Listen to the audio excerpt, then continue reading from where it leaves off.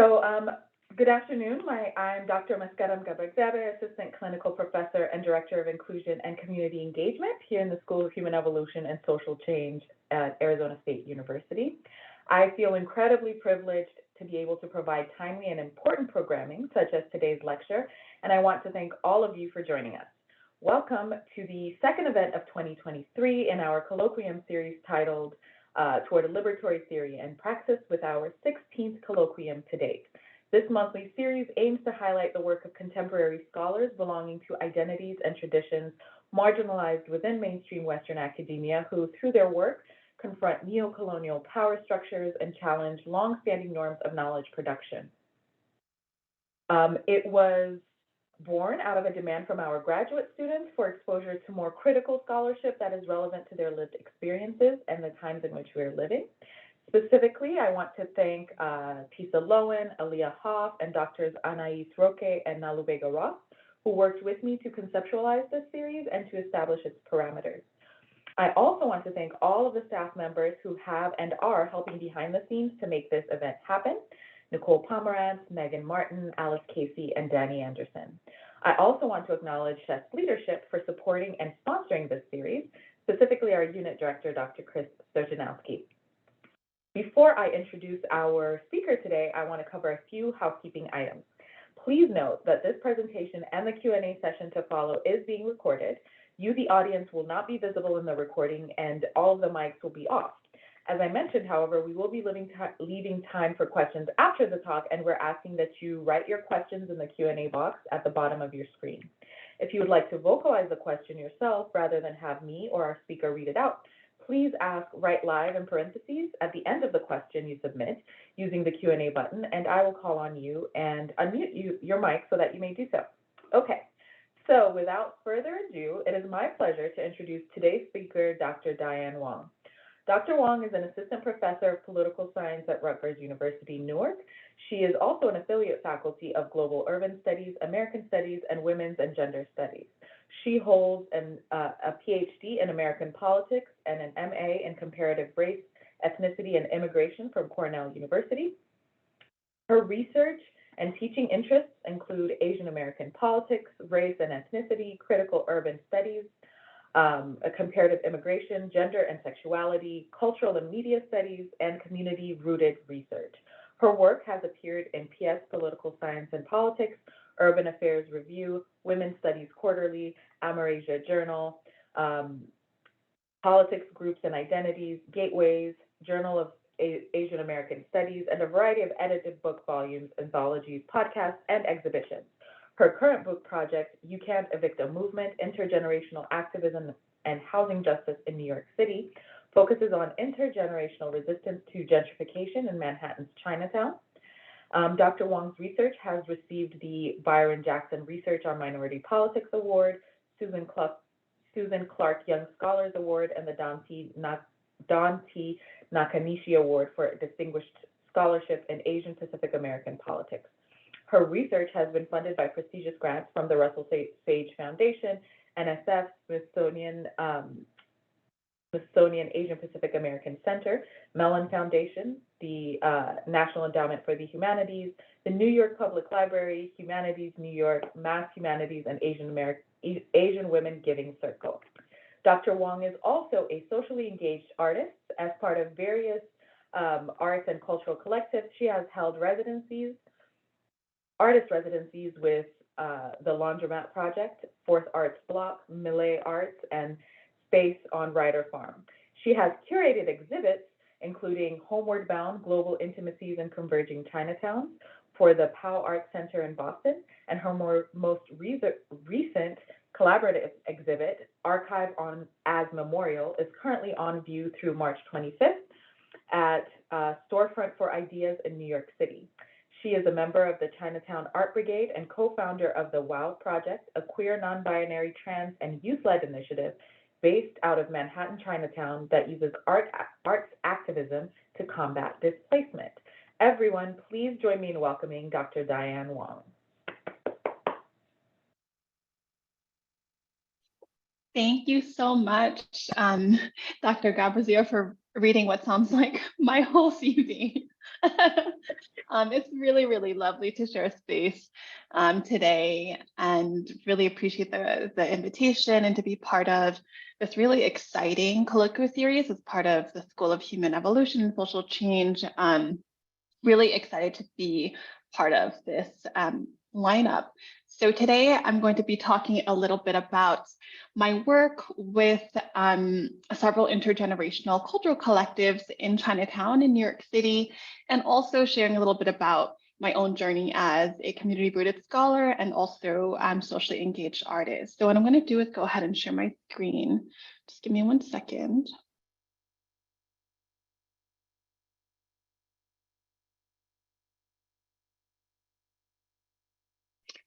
Okay, maybe a thumbs up if you can see the slides.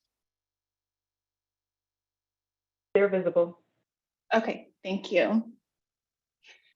So I'm going to offer more of a visual sense of how I've been thinking about my academic and non-academic collaborations to sort of explore together possibilities for research that honors the expertise of directly impacted folks. And so with that, I do want to just share that the basis for my current work on displacement really stems from my own family experiences. Uprootedness, it's something that I honor and recognize in my work.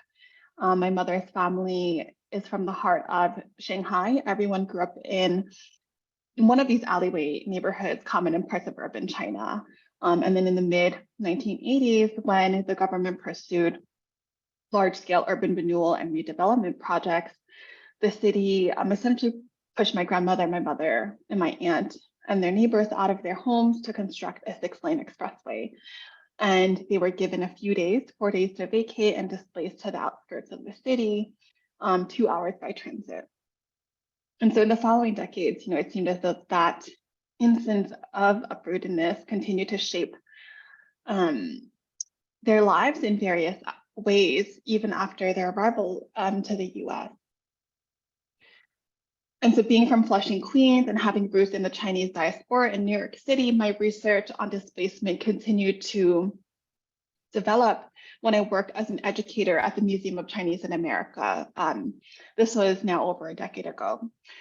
Drawing from their archives and oral histories, I put together an interactive walking tour that documented the profound changes in the neighborhood in the aftermath of 9/11. Right, so this is actually a photo of their archives located at 70 Mulberry Street, which suffered a devastating fire 2 years ago. And I know that there's actually a lot of controversy surrounding the museum now. I won't get into the details now, but happy to chat more about it in the Q&A.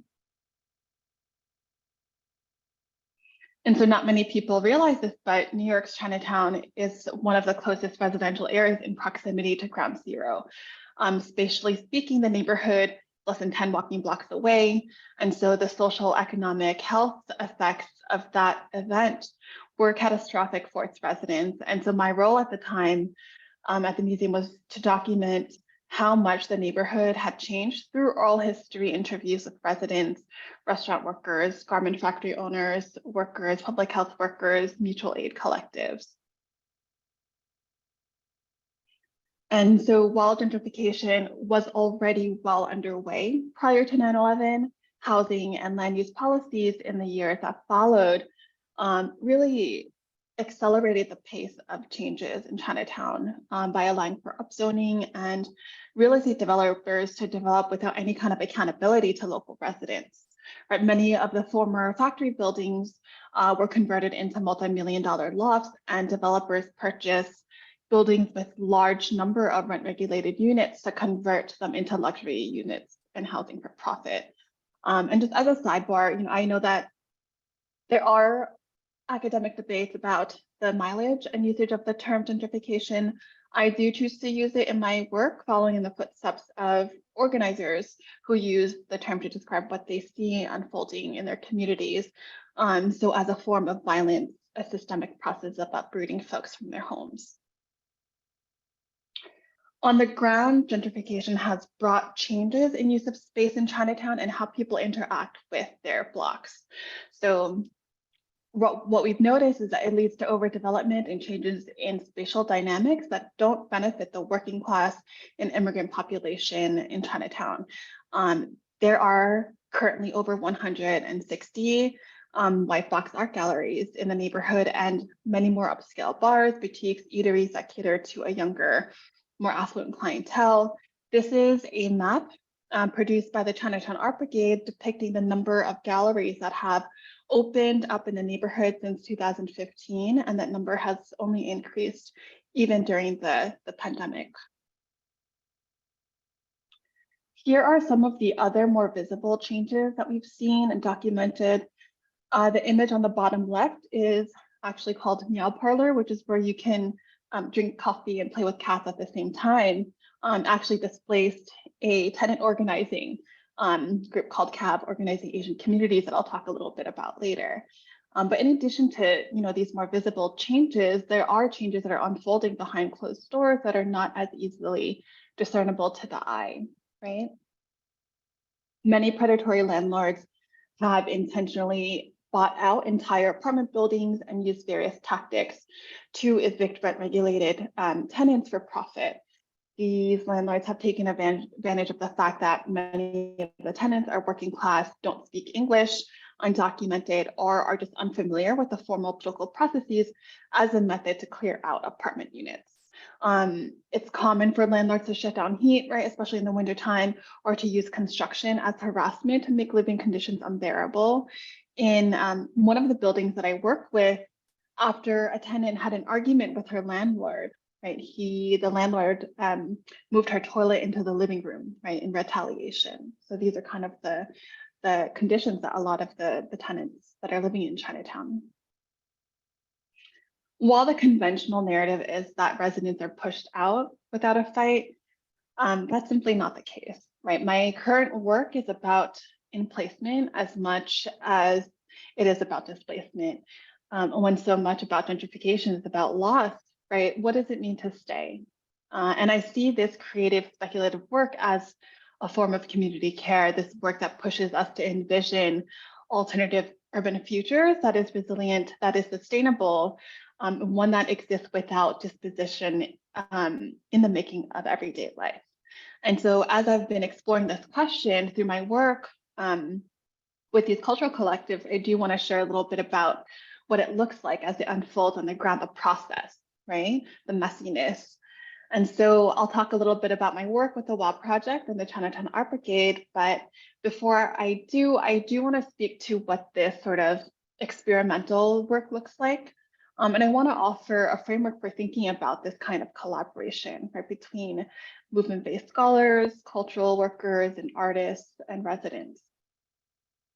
So a lot of my work draws inspiration from what the CARE Collective calls an ethics of promiscuous care.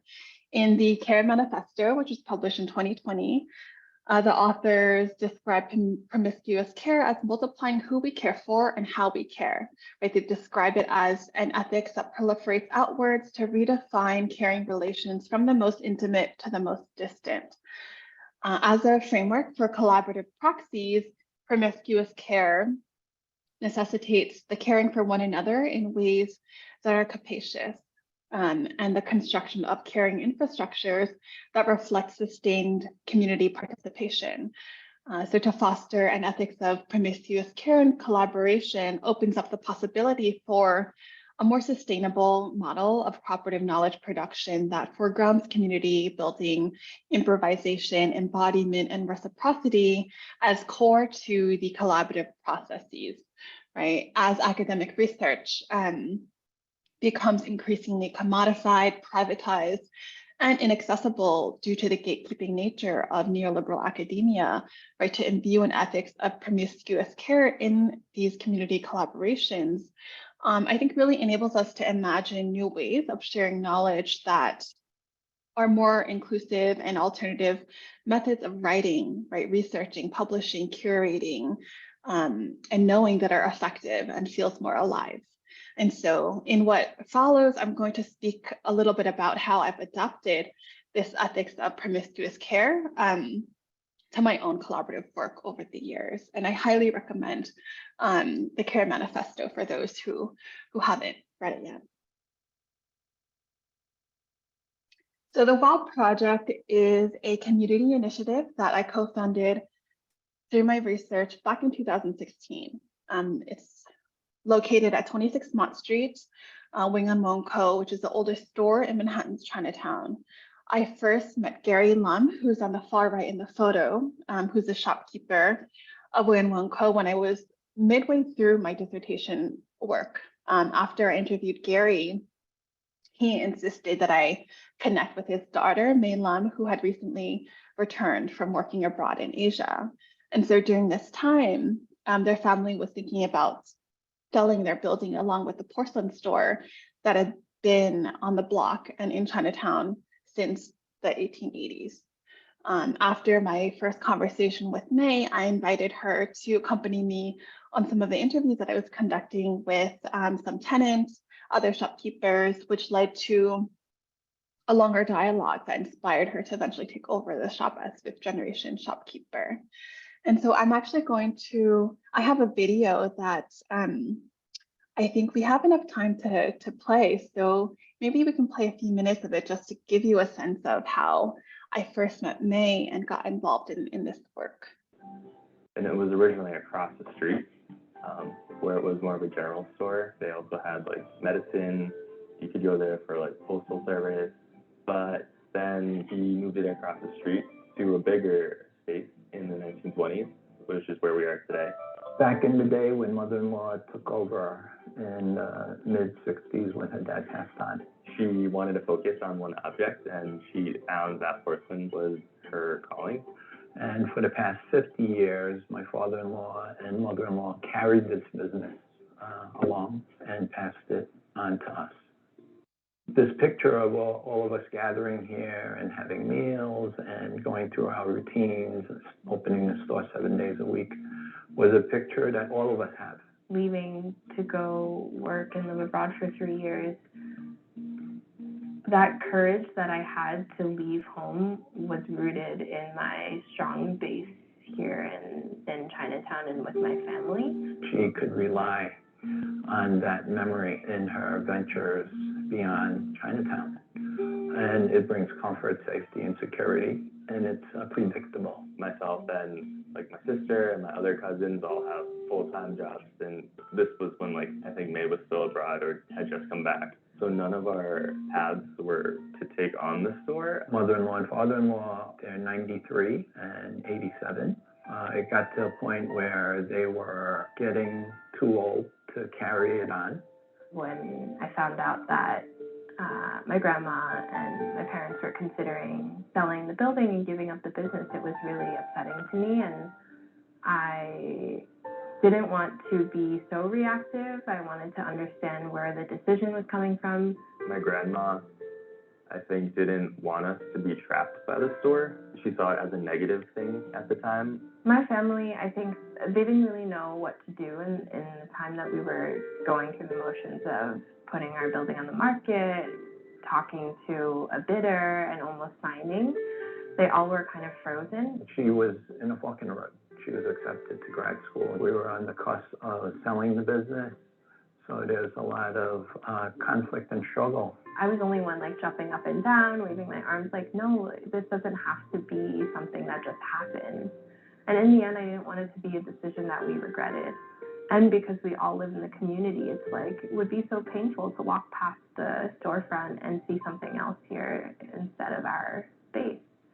At the same time, I had met a woman named Diane Wong and was starting her dissertation research on the gentrification of Chinatowns in the US. And so after she met me and had my interview, she invited me on other interviews with her. That moment of meeting her and then spending 3 months interviewing different community stakeholders was a turning point for me, because I was able to listen to the stories of the people that make up my community. Although, small businesses start in small worlds like Chinatown, neighborhoods like this. How do you sustain it is that, you continue for as long as you cannot, and if there's an opportunity for those to return like May, you offer them that option, and if that's not their wish, you move on. That's basically the way of the world. Because for mom and pops to start a business in New York City, a gentrified New York City is very difficult. Expenses are very high. You don't have much money, and it's great risk. One point that comes to the forefront of my mind is just all like these hipster locations that are opening up in Chinatown. While they're very trendy, they don't help sustain the Chinatown community. The visible changes are making people really nervous. I think it's tough. Older generations are stubborn in their ways. They don't see the value in changing the ways. Thanks so much for troubleshooting the video. I always think it's different, you know, reading and hearing about a space and sort of like seeing what the space looks like. So really appreciate it working. I can send a link to the entire doc. It was actually featured in the Tribeca Film Festival, and I think won an award. So we'll drop a link to that after the talk. I'm just going to go back to my slides. And so this is right outside the store. It's over the years, the WOW project, right through a series of kitchen conversations in the back room of a store, May and I envisioned the WOW project as a space for intergenerational dialogue and grassroots action to address the kind of cultural erasure that we were seeing in the neighborhood. And so May has actually been at the helm of the WOW project since then and has transformed it into a women, queer, trans, and non-binary and youth-led collective. Over the span of several years, we've curated a series of free public programs, curated a panel conversation drawing from some of the oral histories that I conducted that are now archived in the store space. The WOW project has also established an Asian American storefront artist in residency program that's actually going into its 6th year. In 2018, May launched Resist, Recycle, Regenerate, which is a year-long youth program that brings neighborhood youth together to share collective stories of gentrification and also community abundance through the traditional practice of papermaking. And so during the annual Lunar New Year celebration, you know, if anyone's been to Chinatown, you know that there's a lot of confetti on the streets. So the fellows would gather large bags of confetti, discarded confetti on the streets of Chinatown. And the vision is to recycle the collected confetti back into the community by transforming the confetti shreds into pulp and then into handmade confetti paper. And so it turns out to be this really beautiful, vibrant purple hue. The confetti paper is then used for zine making workshops for the community that pulls and remixes past issues of Bridge magazine, which was an Asian American activist and movement magazine from the 1970s. All of the issues have actually been donated by former members and are in the process of being digitized and archived in the store space. Before the pandemic hit, I worked with May to launch Chinatown Movements, which is an intergenerational series of public events that uplifts historic and contemporary movements focused on labor, housing, and LGBTQ justice. It included panel discussions, film screenings, bilingual walking tours, and it culminated in an open mic at Project Reach. This was from our panel on the 1982 garment worker strike, which brought together former garment workers, organizers, and union reps together to share memories of the strike and lessons learned from how they mass mobilized the largest strike in Chinatown history. This is Mrs. Ka in the photo, who was a garment worker at the time and one of the lead factory organizers. This was from our housing justice event, which brought together 3 generations of women in queer housing organizers. The conversations covered past and contemporary struggles for housing justice and lessons learned from organizing to keep people in their homes over the years. As part of the series, we also curated the first ever queer Chinatown history walking tour, which use placekeeping and critical mapping methods to uplift hidden histories and sites of resistance around the neighborhood that hold significance to Asian American and Asian American queer and trans liberation. May and I have also sustained on-the-ground relationships with residents in other immigrant communities facing similar changes from gentrification. And so this is from when we visited Vancouver Chinatown and met with the Chinatown Action Group, which is a fiery group of elders fighting luxury development in their neighborhoods. And then more recently, we partnered with the Powell Art Center in Boston Chinatown to create an exhibit and a series of public programs called Homeward Bound. And the exhibit chronicles daily forms of resistance to dispossession in Chinatowns across 4 continents. And we actually created a digitized version of this exhibit using Matterport, which is often used by real estate developers, right, to show homes, and subverted the software that they use to actually document this exhibit of displacement. This exhibit also includes some of my own family archival photographs. So this kind of cultural organizing work that the WAW project is doing pushes us to reimagine new ways of sharing knowledge, right, that are more inclusive and expansive.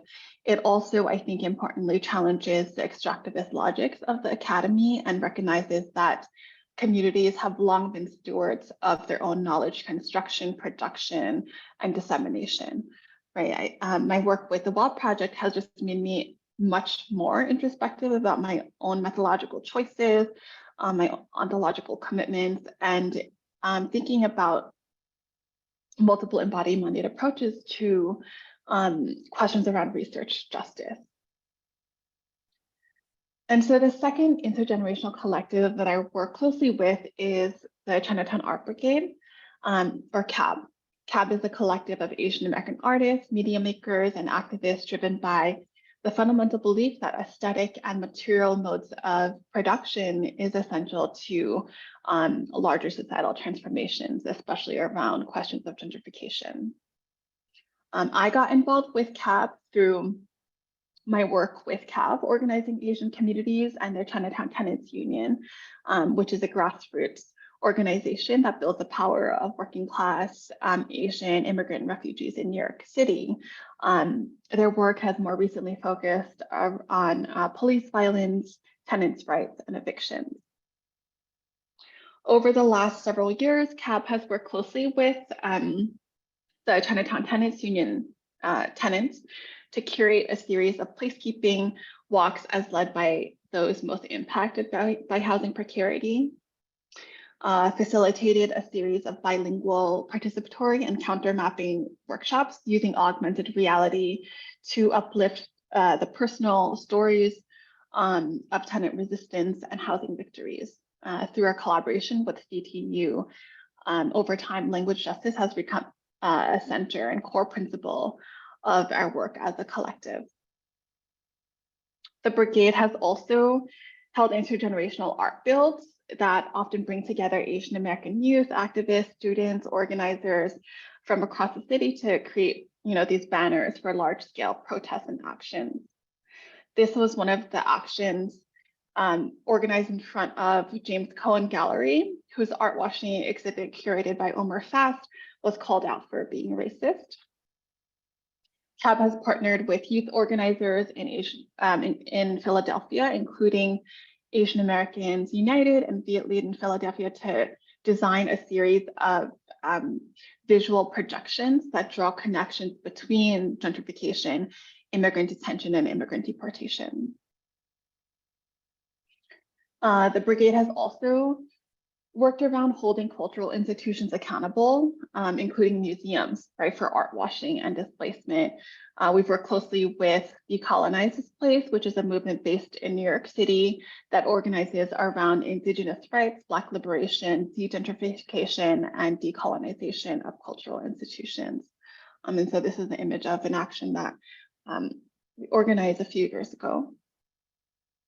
Before we went into pandemic lockdown, CAB organized a coast-to-coast Chinatowns Against Displacement convening, which brought together issues of gentrification, sex work decriminalization, as led by women, queer, and non-binary organizers from across the country. The convening centered, the realities of poor Asian women, massage parlor workers, sex workers, and domestic workers who, are often most impacted by evictions and housing precarity. Our work recently has actually shifted to more centrally consider the role of Asian Americans in abolition. And so this is from an abolition teach-in as part of Creative Times Red Stage in Astor Place in collaboration with the Asian American Feminist Collective and Red Canary Song to draw connections between housing justice, abolition, and sex work decriminalization in New York City. 2 weeks ago, we co-curated an exhibit called The Gentrification Archives. And it features 7 years of CAB archival materials and historical materials from CAB Organizing Asian Communities organizational archives. The exhibit includes posters, banners, signs, video clips, and maps. And it also includes CAB's more recent augmented reality placekeeping project, which uses audio and video to tell the stories of those that we've been working with over the years. And if anyone's in New York City, it's going to be up until the end of March at Pace University Gallery. And so I know that this was not originally featured in the talk description, but I did want to share a little bit about my more recent work as part of the APA Voices, a COVID-19 public memory project. And so I've been thinking a lot about the relationship between memory, memorialization, and remembrance in the wake of increased anti-Asian violence. I've been thinking about how documentation, right, is so essential as a form of truth-telling to record the violences and grievances that our communities have been exposed to since the start of the pandemic, but also documentation as a form of healing the spirit of collective care. Right, so after lockdown began in March of 2020, in New York City, a group of Asian American academics, activists, archivists, and caregivers came together to discuss the possibilities of a public memory project that could document the complex experiences of Asian Americans in this moment as subjects of their own stories. Right, these early conversations turned into what became the APA Voices, a COVID-19 public memory project, and I'm happy to drop a link a little bit later. And so as of now, the digital repository includes, digital artifacts that were sent over from across the country, and 70 Zoom oral history interviews with first responders, street vendors, sex workers and nail salon workers, tenants who are fighting evictions, mutual aid collectives, food pantry workers, right, artists, activists, and a lot of other folks. And so in thinking about the archive as an embodied activist practice that deepens community connectedness, this is sort of what I've been working on more recently.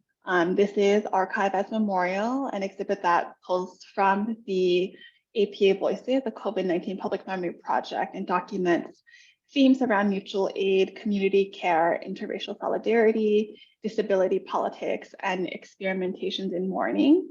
And so as part of the exhibit, we transformed this space, which was offered to us by Immigrant Social Services that works largely with seniors in the neighborhood in Manhattan, Chinatown.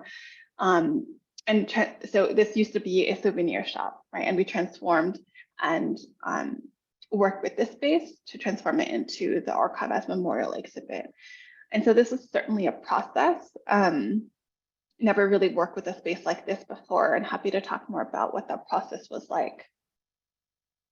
And so the exhibit, features Zoom oral histories and artifact donations from groups including the Asian American Feminist Collective, Red Canary Song, the Auntie Suing Squad, Freedom Inc. in Madison, Wisconsin, and Khmer Girls in Action, Long Beach, California.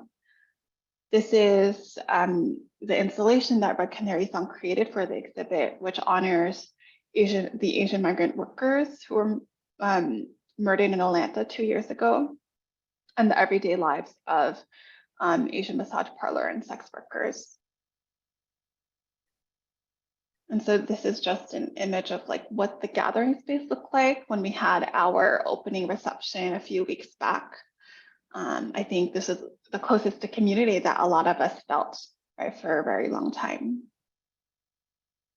And so in the wake of the recent Monterey Park and Half Moon Bay shootings and the murder of Tyree Nichols, we created a makeshift community memorial, inviting folks to gather, to mourn, to grieve, not just for our community's own process of recovery, but for us to heal as we think about what it means, you know, to rebuild in a post-COVID, right, world. What does it mean to move on, and what does it look like to dwell, right? What does it look like to not?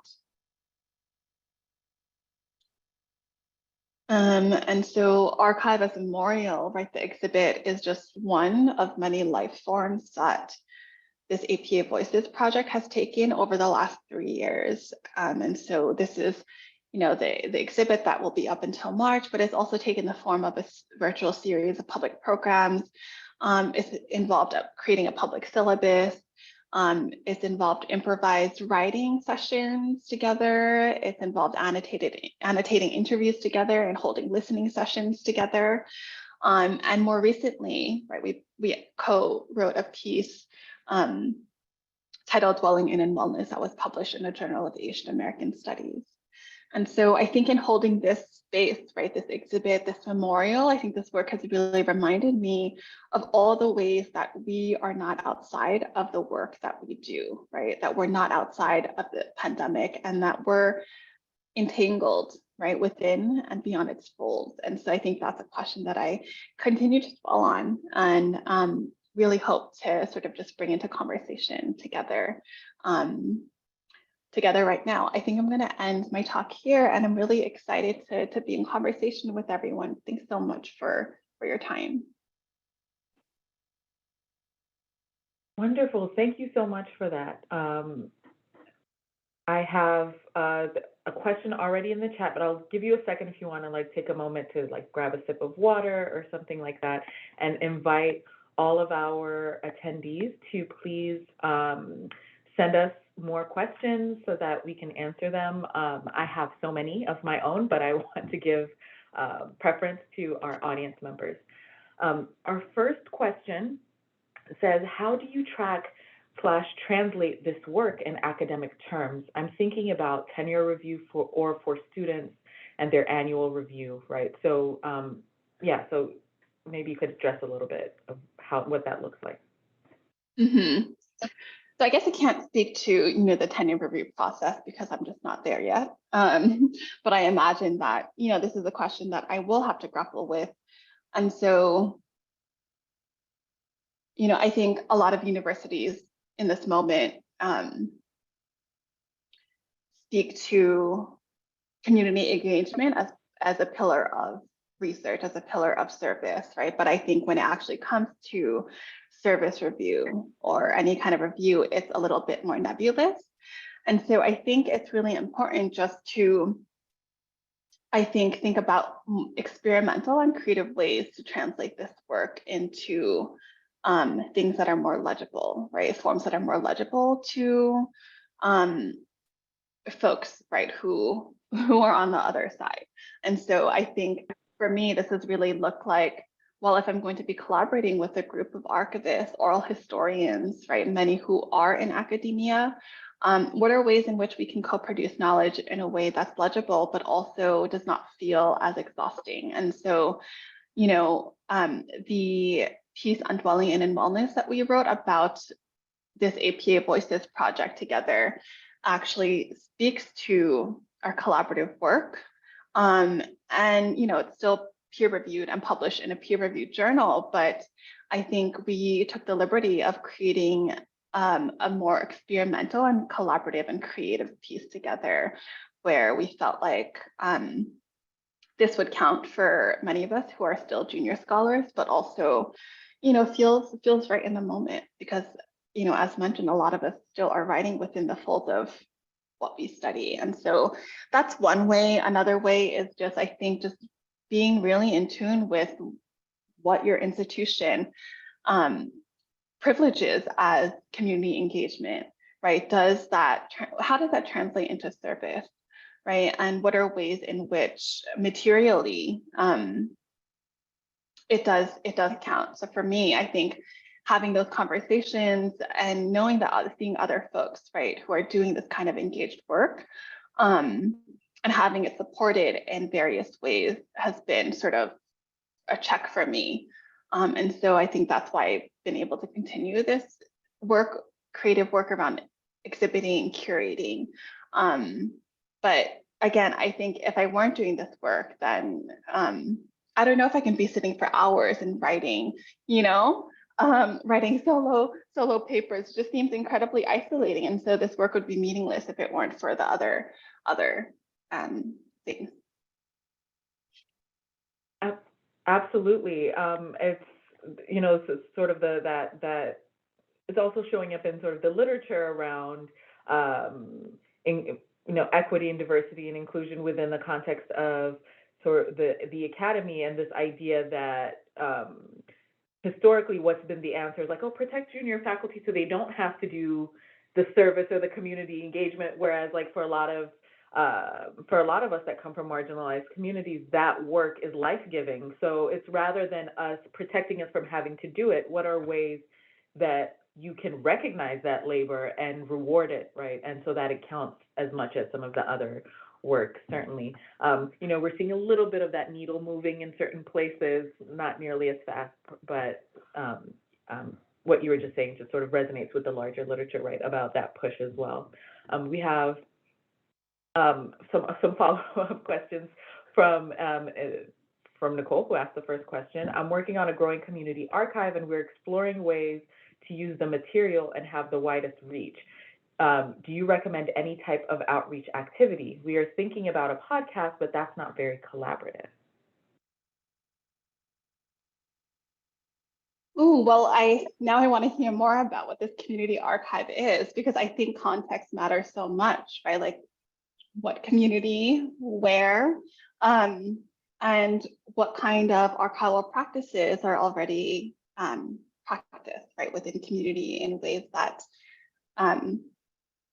might not be as discernible, right, to those who have been trained in formal archiving methods. And so for me, I think my entry point into archiving work, trained as a social scientist, everything happened post-grad, and I think so often, especially in the social sciences, we're taught to extract from archives and never really to nurture, to grow, to create our own. And so I think a lot of this for me has been a process of trial and error, unfortunately. And so in Chinatown, community archiving has looked like tabling in the park, right? And having some materials out there for folks to just like physically engage with, right? Challenging the notion that archives are a place that is inaccessible, right? I think so often within our community, and students are still professionalized in this way, right? A lot of my students, when we talk about archives, they think automatically of, oh, I have to wear the white gloves. There's a lot of dust. I'm going to inhale some sort of like virus. I'm like, no, you're not. Archives do not. That's not true, one. But also, it doesn't have to be isolating, right? It could be a very much collaborative process.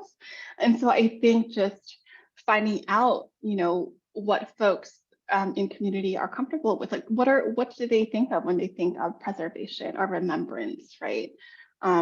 What are the ways in which they already do that within their own homes, relationships, right, or other intimate spaces? And what are ways that can be enacted, right, and activated in the community in which you are hoping to collaborate with. I hope it's helpful.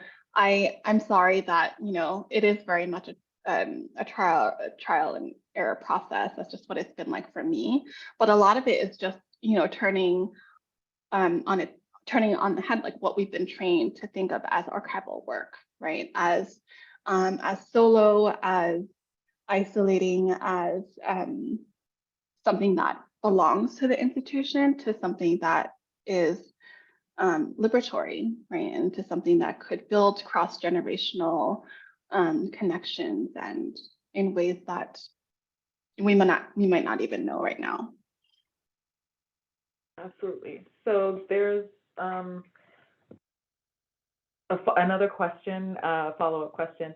Can you say more about archiving as an embodied activist practice?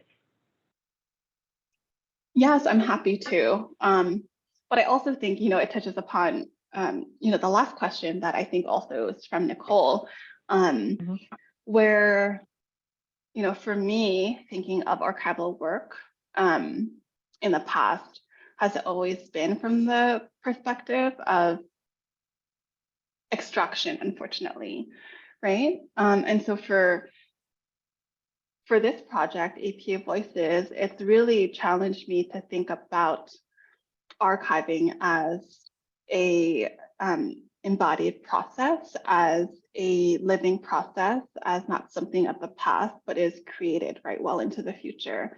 And so with the example that I showed of the exhibit and the memorial, all of the content in the exhibit are items collected as part of the public memory project, but it doesn't keep its form, right? There's so many different life forms that the archiving work can take. And so with the banner that we created, right, in remembrance of Tyree Nichols and for the shootings in Monterey Park and Half Moon Bay, now we're thinking about ways to fold that into the archive, right? And as more people come in, right, and share notes, it continues to grow and build, right? And it connects folks together, those who are in the same space, right? And sharing messages and building that kind of, and just processing together, right? I think that's what I've been thinking about archiving as this kind of process that nurtures community connectedness and community possibility, right? In ways that I think traditional forms of archiving just does not allow for. Yeah. So I have a couple of more technical questions. Well, I don't know if they're technical, but some questions that I want to follow up with, but I also want to encourage our folks to continue to ask some questions. Nicole, thank you for all of those great questions. That's my student, I'm very proud of her. What I wanted to ask was, in terms of practicality and like physical space, like how do you preserve? So, part of what you're talking about in terms of historically, the way we think of archives, they're sort of like hidden away somewhere, with limited access and a basement somewhere or whatever. But when we're talking about sort of living archives or things that, are being generated within communities, where are some of the ways, or how are you preserving the sort of the archives that you're collaboratively creating, or are they sort of more ephemeral in the sense of like they're present for a time, an exhibit or whatever, and then they sort of disperse after? So for example, if you're collecting them from people, then they go back to those people? How does that work? I think it's more of that's what I meant by technical question, just like how do you then save or curate or maintain archives in that sense? Yeah, I mean, that's a tough question because it's something that I'm, actively thinking through now for this archive as a memorial exhibit where, we put so much work into like drilling, mounting, and just like physically getting things up there, activating some of the digital items, and also inviting our partners and collaborators, right, to install their pieces, knowing that eventually everything will come down. And so we're at a point where we're thinking about what does digitizing this work look like, even though it won't be the same as physically embodying, right, the exhibit space, because that in itself is such a unique experience. It used to be a storefront, right? But I think there are ways to preserve the work, but it doesn't change the fact that, it is ephemeral in many ways. And so the massage parlor table that Red Canary Song put up, the images of the Asian migrant workers who were murdered in Atlanta, right? All of that will be returned to the organization, and also to the artists who created them. And so I think, who knows at what point in the future will the pieces be in conversation, like in the way that they are right now in the space, right? Having Red Canary Songs, massage parlor table next to the Auntie Suing squat quilt, next to Cavs rent strike banners.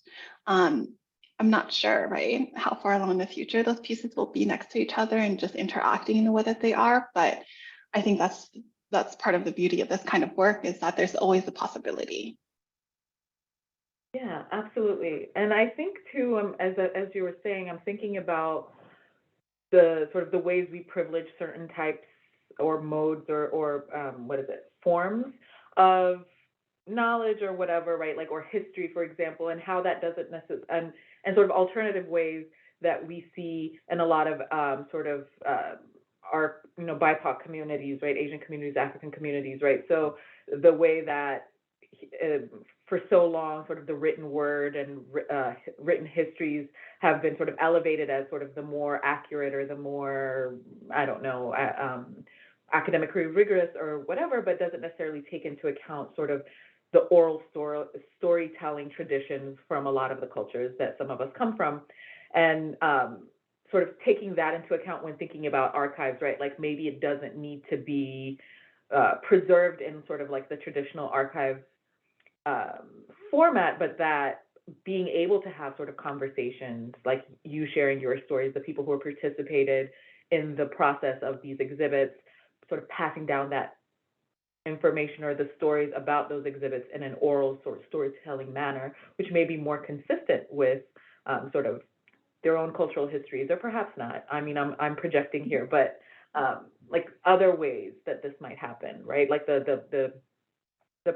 maybe preserved through oral storytelling, and can be, that in and of itself is an archive, if that makes sense. Just a thought. Yeah, Okay. no, that makes a lot of sense. Okay. Okay. Any more questions from our audience?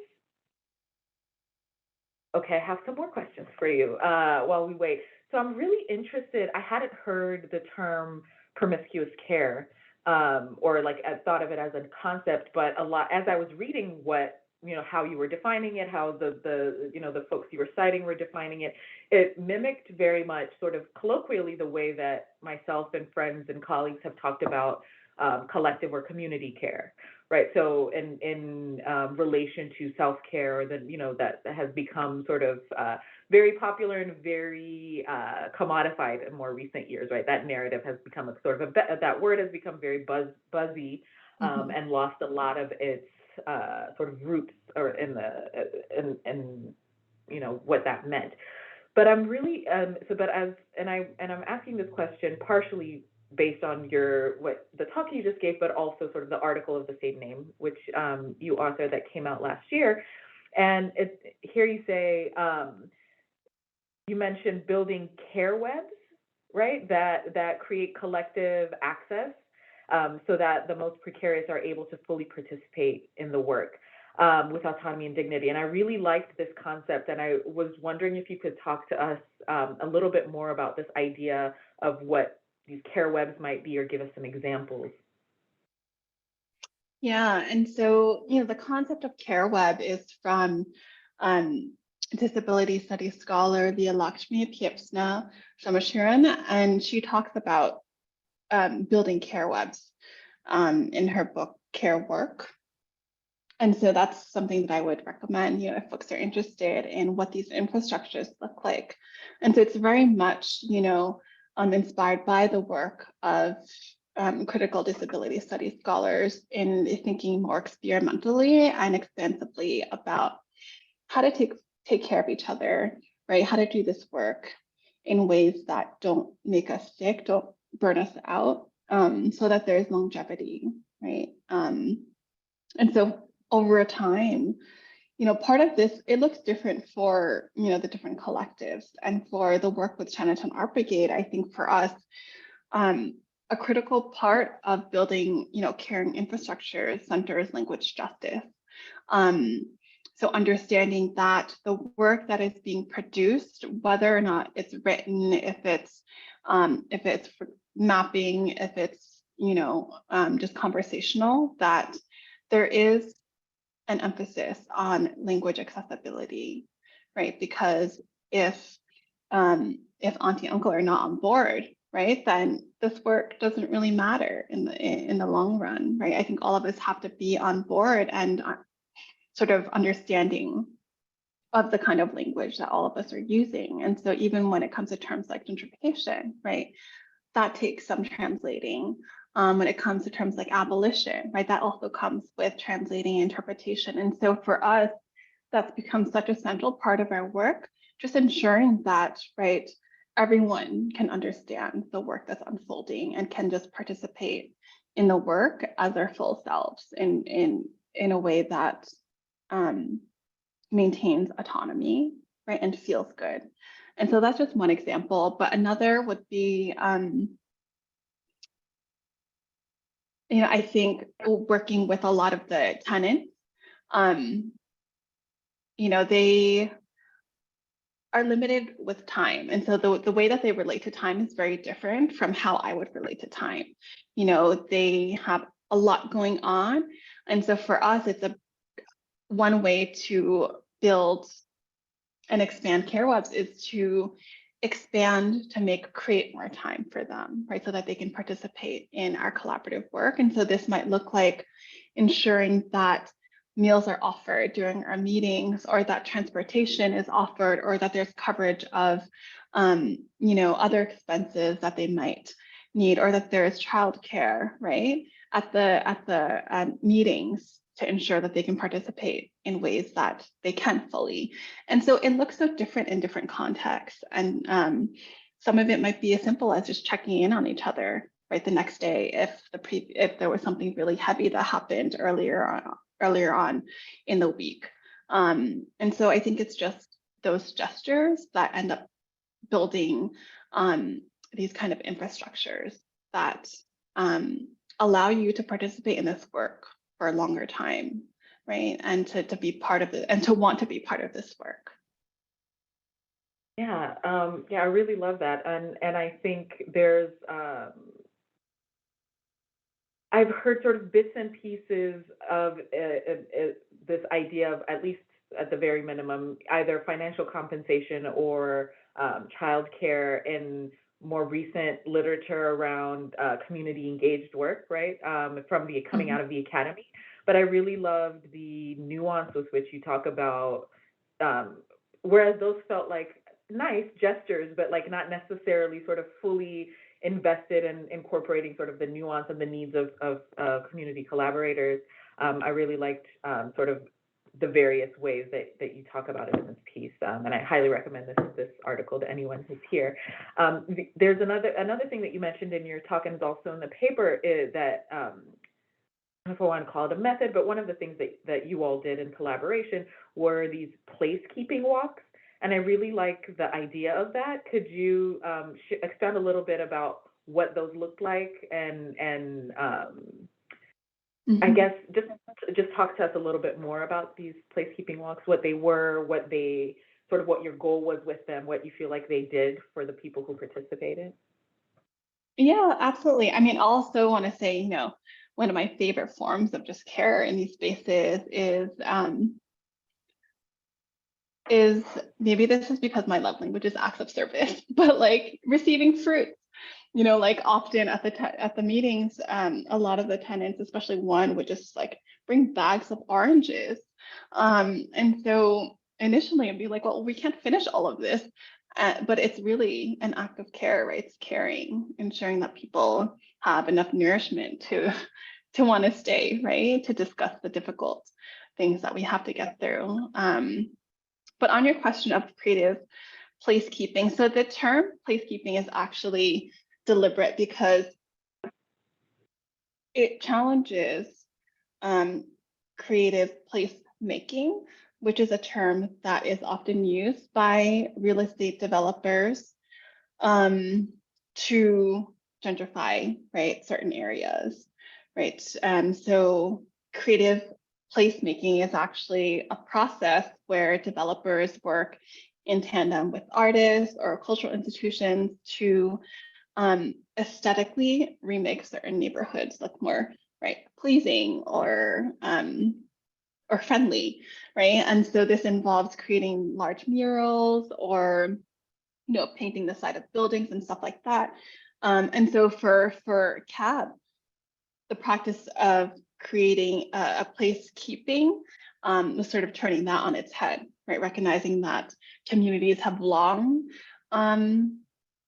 kept their place, right, in neighborhoods that are fast changing. And so the placekeeping walks that CAB did with the tenants were one of actually our first collaborations where we asked from a series of summer workshops we held with tenants, we asked, where are the places that that you care about in the neighborhood, or what are the places that you see yourself visit the most, or what are the places that you love but no longer exist? And so we ended up mapping some of these places together, and it was actually funny because some of the places that we know of as this park, a lot of the times we're like, no, it's actually called this park.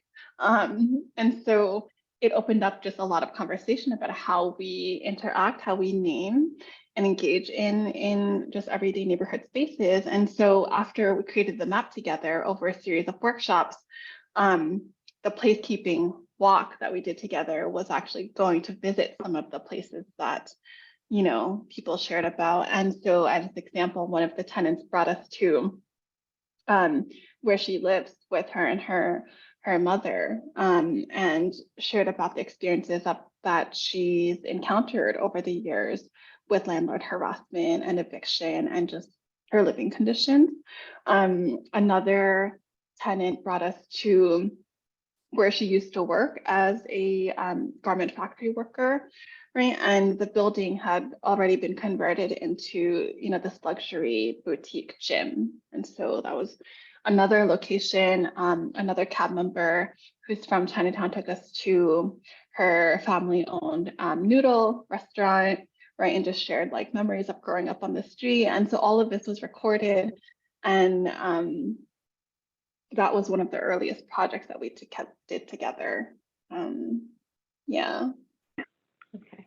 Yeah, I'm really fascinated by this, and I've been thinking about it in the context of my relatively recent work has been looking at Black history locally here in Arizona, and the ways that sort of geographic shifts and like narratives around development and things like that have erased a lot of the physical, like what the buildings, the places, and so and more so because those historically Black neighborhoods have now become prime real estate. So there's a very clear direction and sort of the further erasure in that space and ways of figuring out how to preserve the narratives, the stories, the histories, and that. And I really liked this concept when I was reading your paper and hearing about this idea of placekeeping.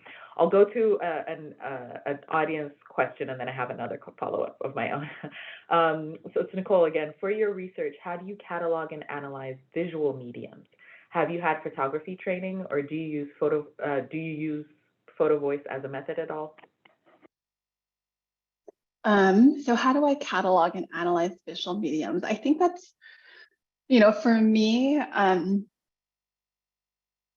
I tend to, I think it's important to always back things up, first of all, especially if you're doing more visual work. But for me, I think catalog and analyzing, there's no clear method that I use.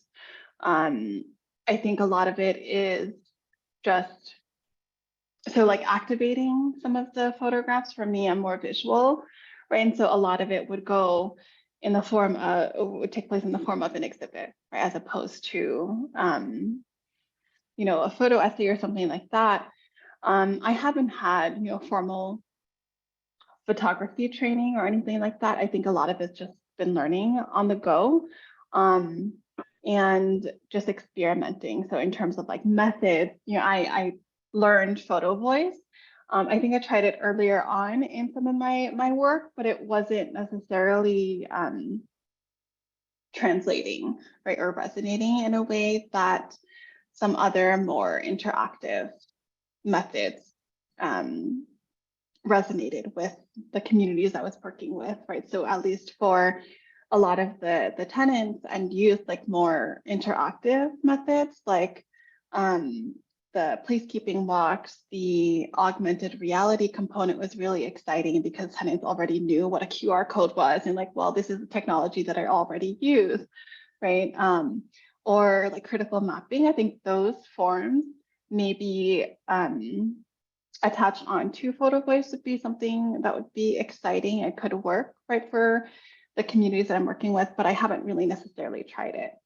But I know that photo voice is, you know, commonly used as a more liberatory practice of research. And so I do think it really depends on the communities that you're working with though, right? And I think, I hate to say this, but a lot of, so the tenants that I work with, some of them, you know, who've been with the organization since 2005 already knew about like this, like photo voice as a method, right? Maybe they won't call it photo voice, but I think there just weren't great experiences with that. And so I think it's also just thinking about with the communities that we're working with, what are their past histories of working with researchers who've used those methods, right? And what are ways in which maybe, you know, harm might have been produced. And so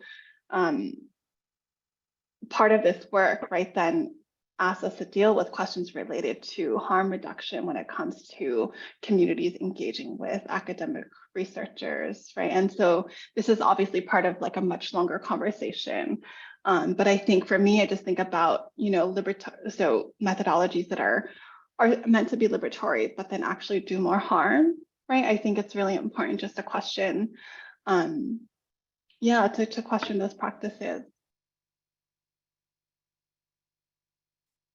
So send us more questions, please. I want to kind of extending what you were just talking about, harm and harm created through even research processes, even the collaborative, more community sort of focused type of research.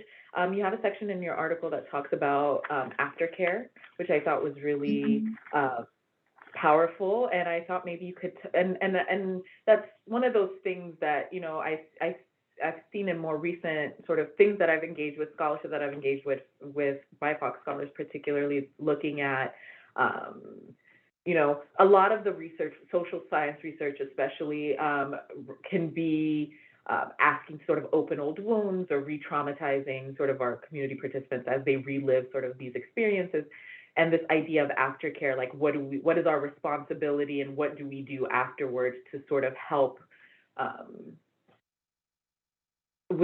create a healing process, or, you know, that sort of thing. So if you could talk a little bit to me and to those other people here about this idea of aftercare and some of the practices that you utilize in that context.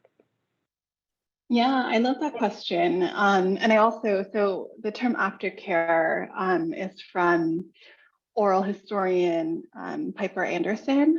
And I think she actually runs her own, you know, she does a lot of movement work thinking around these questions of care in collectives.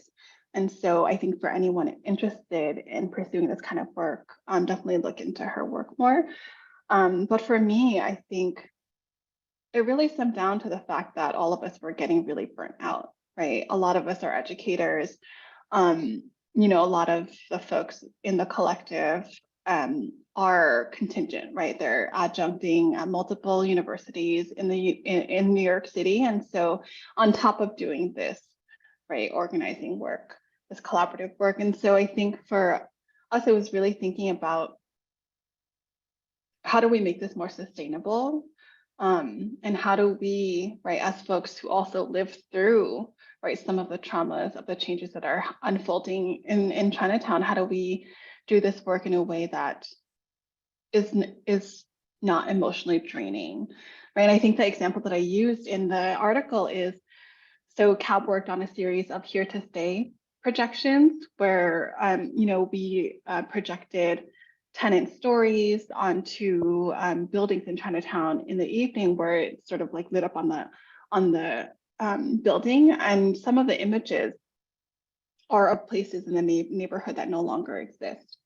One of the locations was of Silver Palace, which has since been converted into a luxury hotel. And so one of the participants, elders who stopped and looked up at the projection, I think got really emotional, right, and told another CAB member, like, I remember going there with my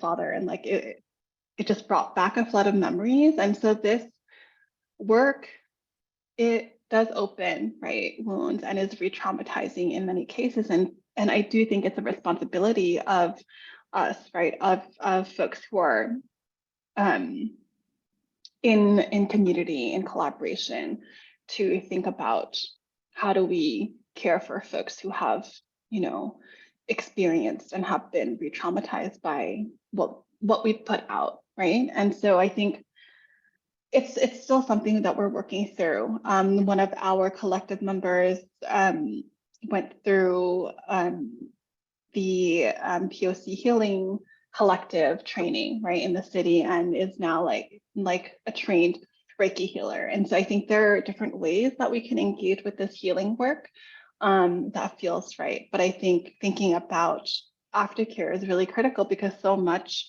especially in academia, we focus on, right, the pre. So how do we get this set up? How do we set it as a logistical, right? We get these interviews done. But we never really think about what happens afterwards, right? Like, even after an interview, sit down and you just feel exhausted after, right? How do you process that? How do you move through what was just shared, right? And I don't think that a lot of folks have a good answer for that, or like, have a embodied practice that they hold on to.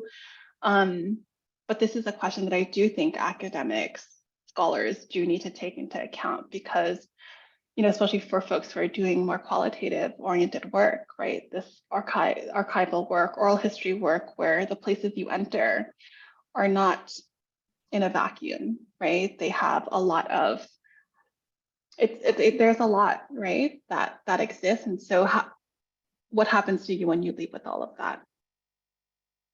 Yeah, I think one of the things you mentioned that you've done as practice is having a meal with folks afterwards in the community, so like in Chinatown. And I really like that, because the work is about displacement, or placekeeping, that sort of having a shared collective meal in that's sort of rooted in the place. I can imagine how that might feel sort of healing, or help sort of close some of the emotions, sort of the traumas that might come up in that moment. We have another question from our audience. It says, from E, it says, have you ever received pushback during the process of interviews, collaboration, or engagement? And if you have, how do you navigate that? Does that mean from the collaborators or people who are engaging, E? I think that's what that means.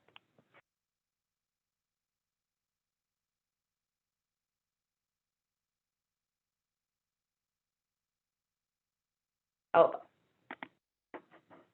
So I can. Let's just, yes. Yes. Okay.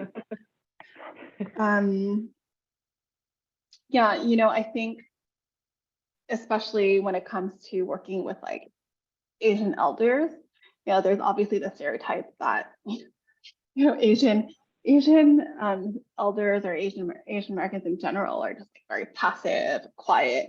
That's very much not the case, especially with a lot of the elders that I've worked with, right? If you do something that they feel is it's just a little off, or like they wouldn't prefer it that way, or if you're asking a question in a way that in which they wouldn't have worded, they will let you know.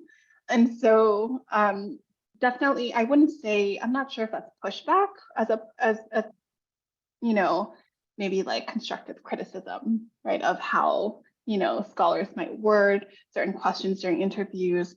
But I think in terms of collaboration, you know, early on, working in a community like Chinatown that has just traditionally been incredibly patriarchal and, you know, misogynistic, right? I think has a lot of challenges, right, in the way in which I think about how I present my work, how I move through spaces. And so that's always in the back of my mind.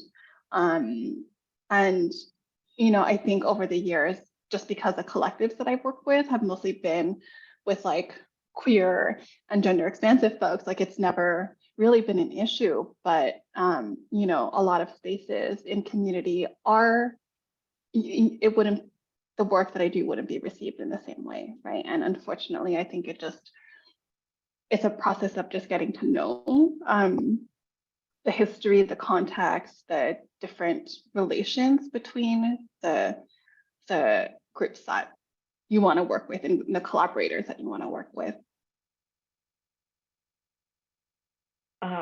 We have 3 minutes left, and I have 2 questions, so I'm trying to decide which one to ask.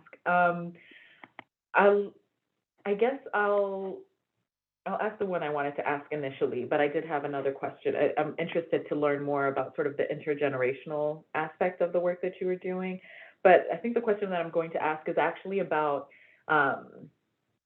let's say, so in the academic context, there's all this conversation when we're doing evaluations, et cetera, around impact. And usually what that means is, you know, public, you know, readership and citations, et cetera. But I'm really interested in terms of what impact for the type of work that you're doing looks like on the ground and for the communities in which with whom you're sort of standing in solidarity and work with. And I was happy to note that one of the story circles that you all did, one of the sort of goals was to figure out sort of immediate need type of like how do we address if there's like precarity or potential for eviction or something happening in the moment. But I'm interested to see either in that context if through the collective or through that the organizers you were able to sort of help folks that had you know, were facing eviction or things like that. And then more broadly with sort of the various movements that you talked about, like the projections and all of that, if you feel like or there's any indication that it has impacted or slowed down sort of the momentum of the types of gentrification and displacement that's happening in Chinatown, if you feel that it's sort of making, impacting sort of the community in that way. Yeah, that's such a great question. I think, you know, you mentioned earlier on in academia, right, we often do privilege the written form as a form of knowledge production. And unfortunately, especially in community settings, that just doesn't resonate the same way, right? Impact factors, things like that, right? Peer review, all of that sort of goes out the window. And so in terms of impact over the years, the things that we've created that have been most impactful are things that people use, right? So for CAB, it's been one of the things that has been really useful is actually the co-created map that we created of the neighborhood. And that's actually turned into this large mural at CAB's office. So like right when you walk in, when tenants bring in their, you know, eviction letters or things that they want translated, they'll immediately see this map of their neighborhood, right? And next to that map is a timeline that we created in collaboration with CAB, pulling from their archives, just highlighting stories and narratives of housing victories, right, of tenant victories over the years. And I think a lot of that is just tenants, when you're facing an eviction, you feel isolated, right? Like you're the only person going through that experience. And I think, you know, from hearing from folks who do see the timeline, right, and who enter the office, they often don't know that there's this long history of resistance, of victory, of success. And so I think that in and of itself, right, is an impact, allowing folks to know that their struggle is part of a much longer genealogy of tenant resistance, right? And that if it can be done before, right, it could be done again, right? And there are a lot of, there are a lot of resources and their support, right, that doesn't make you feel so alone. Wonderful. Well, thank you so much for great presentation and for sharing your incredible work with us. Thank you to everyone for joining us. We will be back next month with another great speaker, so keep your eye out for publicity around that. And everyone, enjoy the rest of your day. Thank you. Thank you.